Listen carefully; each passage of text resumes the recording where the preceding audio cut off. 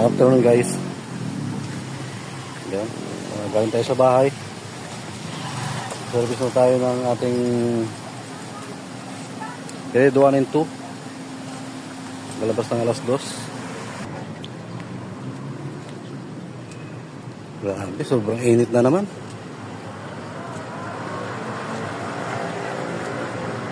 Wow. Sigurado ako, napakainit ng sasakyan.